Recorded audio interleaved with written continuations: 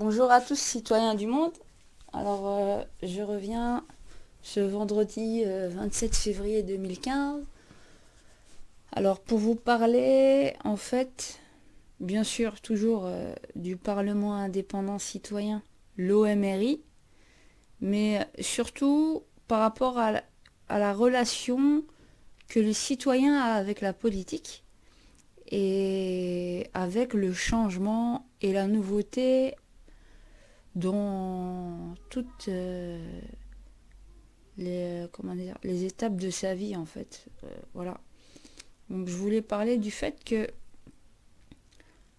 ce que j'ai remarqué en revenant d'une réunion en fait sur la démocratie, que j'ai trouvé très pertinente, avec il y avait des écrivains, des anciens politiques, enfin de divers domaines, on va dire,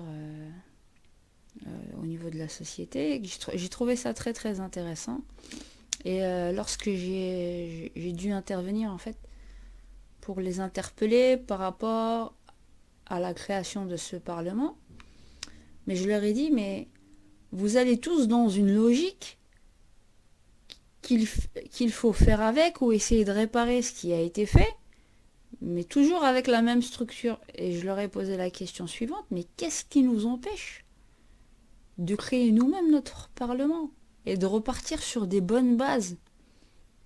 Parce qu'il y a des gens qui sont pessimistes, oui, mais tu auras les mêmes problèmes, ça va être compliqué, ça va être difficile.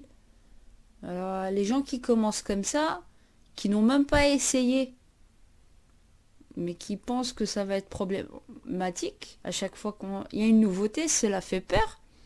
Donc on se conforte finalement à rester dans ce que nous connaissons le mieux. Et moi, ma question est, est-ce que vous pensez que les explorateurs et les grandes découvertes auraient été faites si ces mêmes hommes avaient les mêmes attitudes que nous avons aujourd'hui? Aurions-nous avancé? Aurions-nous découvert le monde tel que nous l'avons, tel que nous le connaissons aujourd'hui? Donc la peur finalement, c'est une peur handicapante. C'est la peur de la nouveauté, la peur du changement. Et finalement, quand on dépasse ce cap, après on se dit, ce n'était que ça. Si j'avais su, je l'aurais fait plus tôt. Donc qu'est-ce qui fait que les gens ont peur comme ça? Ou bien, ce qui me fait sourire aussi, c'est il y a beaucoup de conférenciers. Il y a beaucoup de conférenciers qui dénoncent toutes les injustices, qui écrivent des grands bouquins, de grands livres, qui font des grandes théories. Même moi, à la limite, sans prétention, ça se trouve que je pourrais en écrire, mais ça ne m'intéresse pas. Je préfère le cas pratique de la création du Parlement. Je trouve ça beaucoup plus concret. Mais bon, et même si on me dit que je suis très rêveuse, enfin, tout dépend ce qu'est le rêve. Pour certains, pour moi, le rêve... tout commence d'une idée, vous savez. Tout commence d'une idée. Ça commence d'une idée abstraite. Et de cette idée abstraite, on essaye de mettre les conditions et l'environnement adéquats pour la réalisation de cette idée. Et tout marche comme ça. Quand, par exemple, on a un projet, tout commence d'un projet. Donc, on a un projet, on essaye de le mettre en application.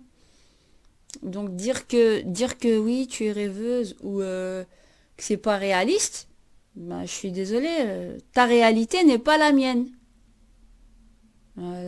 Ta réalité n'est pas la mienne. Donc c'est pas parce que les gens se mettent des freins au niveau psychologique, que certains s'en mettent, qu'il faut les mettre à tout le monde. Voilà. Faut pas s'approprier les freins des autres.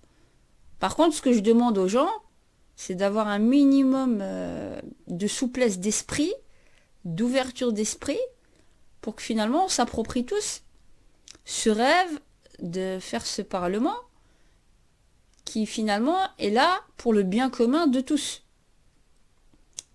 Et plus nous y croirons, et plus on sera en mesure tous de faire les efforts nécessaires pour pouvoir le mettre en pratique le plus rapidement possible, mettre les efforts en pratique le plus rapidement possible et de pouvoir réellement, concrètement, le mettre en place Tout est psychologique.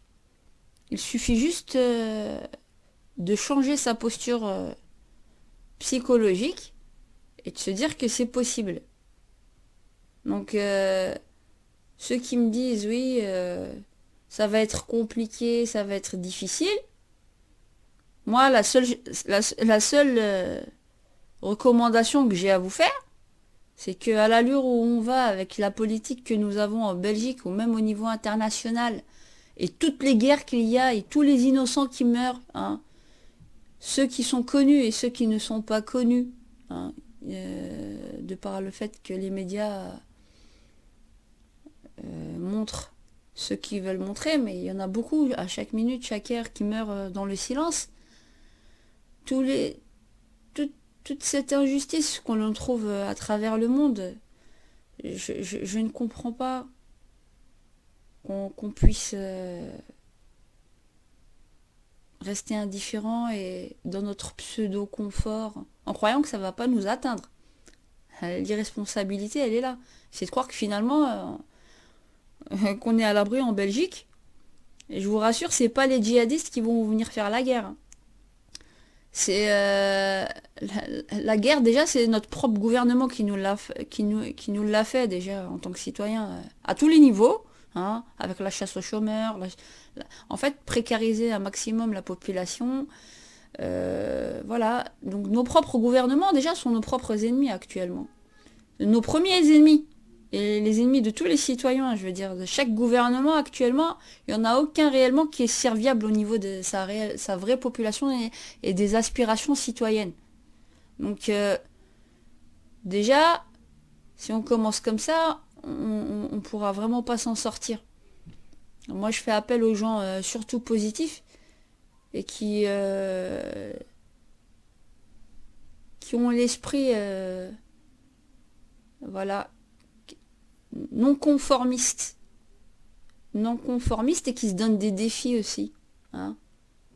Allez, je me dis que faut essayer d'être fou un petit peu. En fait, parce que en réalité, le monde est fou parce que nous sommes trop normaux quelque part dans notre manière de, nous sommes trop prévisibles justement. Et je me dis que finalement,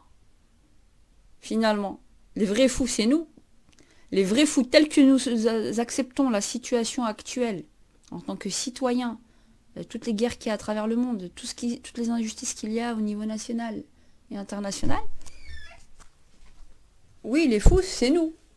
Parce qu'on accepte cette situation avec une certaine fatalité et on croit en plus par-dessus le marché qu'il suffit d'aller brailler dans les rues et d'essayer d'obtenir quelque chose au compte-gouttes, puis ensuite rentrer à la maison et finir sous son lit à dormir. C'est pas pour autant qu'il y a un réel changement. Donc, faut vraiment que tous les citoyens se réveillent. Et que nous essayons vraiment de prendre au sérieux ce projet de parlement. Au lieu de croire que c'est un projet de parlement tout farfelu et que ça n'aboutira à rien, commencez vraiment à réformer déjà vos mentalités et tout ce qu'on vous a appris si vous voulez avancer et voir et aller vers des choses que vous n'avez pas l'habitude de, comment dire, pas l'habitude de voir. Il faut oser. Il faut oser dépasser le cap de la théorie, de l'onanisme intellectuel à palabrer et repalabrer avec plein de conférences, avec beaucoup de conférenciers qui vont dénoncer. Et puis lorsqu'il s'agit de dire allez, go, on se met à l'action, soudainement, moi je suis dépolitisé, moi. Moi je veux pas de problème, moi je suis dépolitisé. Moi j'essaie juste d'éveiller les consciences. C'est-à-dire que on chauffe le monde et puis on laisse le sale boulot à d'autres. Donc en tant que citoyen, le citoyen, c'est un politicien aussi. Il doit s'assurer que tout va bien dans son entourage, dans la société, dans la ville où il vit, de manière à mettre de la justice de partout. Voilà.